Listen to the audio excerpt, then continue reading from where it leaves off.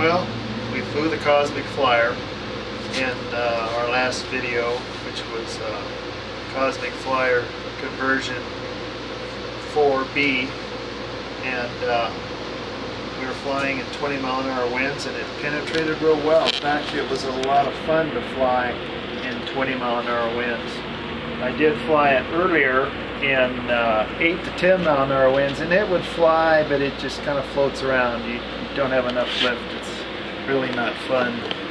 But 18 to 20 mile an hour, it did a real good job. We could not get it to roll. That might be because we've got the batteries real low in here, giving us effective dihedral, making it even more stable, and the fact that the ailerons aren't out towards the tip more. And in our previous video we explained we wanted to put the ailerons where the wing is flat. It starts to curve up here, so it wouldn't work to put ailerons out any farther. I'm sure we'll get another plane that has a flatter wing all the way out to the tip, so we can put longer ailerons in it. But it flew real well. It's real stable. I'd almost call it a beginner aileron plane. It's extremely stable. Flies pretty well. We could coax it into loops a few times in the higher winds, in the 20-mile-an-hour winds. Overall, it's a fun little plane.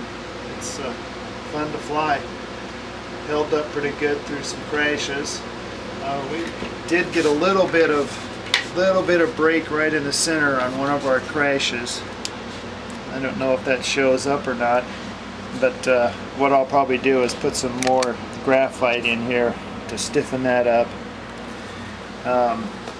And of course, it's no longer the Cosmic Flyer, it's now the Osmic Flyer, because the servo took out the C and the Cosmic. But it's very successful.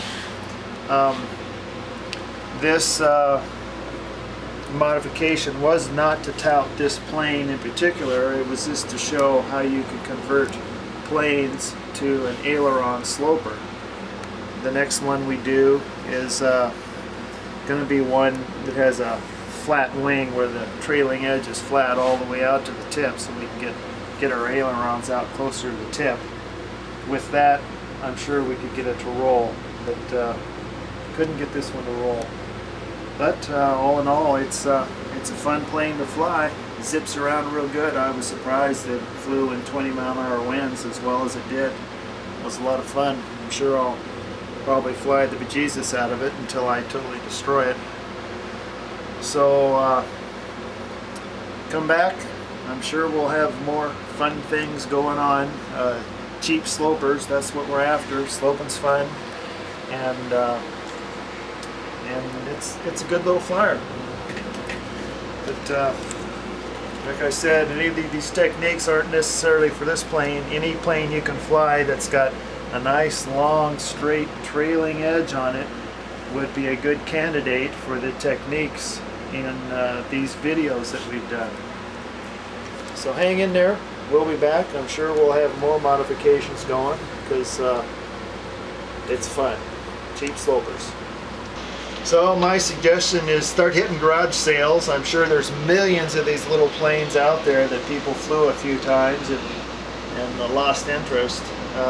But look for one that's got the long, straight trailing edge. The more aileron you can put in there, the better flyer it's going to be. I'm not going to do any more that have turned up tips. If I do another one, I'm going to find ones that have a straight trailing edge. The more aileron you can get in there, the more aerobatic it's going to be. So hit the garage sales. Another thing to look for in garage sales, in addition to the long, straight trailing edge, is the molded, under-cambered wing like we have here. And that's about the only thing I'm going to be looking for at garage sales, to find one to do another modification like this. It's a lot of fun. Happy flying, and may your parts never multiply.